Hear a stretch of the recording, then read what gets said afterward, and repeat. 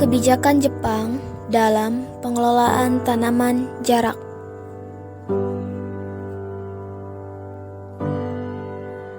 Ingatkah kamu tentang sejarah pendudukan Jepang di Indonesia? Salah satunya mengenai kolonial Jepang yang memerintahkan petani Indonesia untuk menanam tanaman jarak di lahan pertanian Indonesia pada tahun 1942 hingga 1945. Akan tetapi, munculkah pertanyaan di benak kalian mengenai mengapa kolonial Jepang melakukan hal tersebut? Dan mengapa tanaman jarak yang dipilih sebagai tanaman yang harus ditanam di lahan pertanian Indonesia?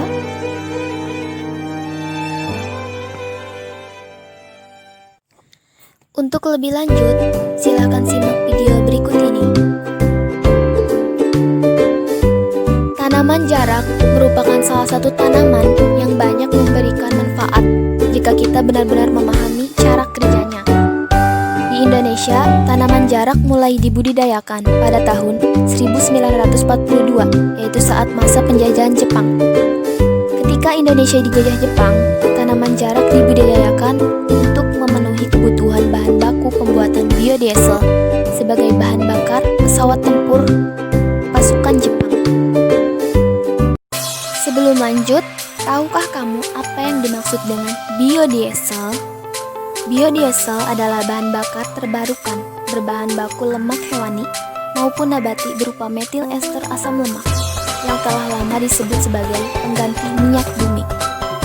Dan salah satu tanaman yang dapat dijadikan biodiesel adalah tanaman jarak. Oleh sebab itu, tanaman jarak diperintahkan untuk ditanam petani di berbagai wilayah.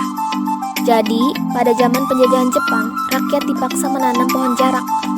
Biji jarak adalah sumber minyak, dan minyaknya diambil untuk digunakan sebagai bahan bakar kapal dan pelumas senjata, di mana minyak tersebut mereka gunakan untuk melumasi senjata dan berbagai keperluan perang lainnya.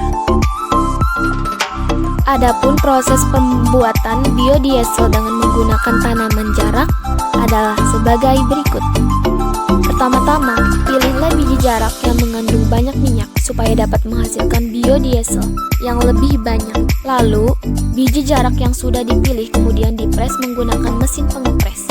Saat biji dipres, biji tersebut dipanasi dengan temperatur di atas 60 derajat Celcius. Minyak biji jarak akan keluar melalui pengaliran pada mesin pres biji jarak tersebut. Karena minyak jarak tersebut masih mengandung getah dan asam lemak bebas berkadar tinggi, jadi dilakukan proses transesterifikasi untuk memisahkan asam dan biodiesel. Proses pemisahan tersebut menggunakan proses pemanasan dengan suhu 90 derajat Celcius. Kemudian dicampur dengan larutan metanol dengan NaOH.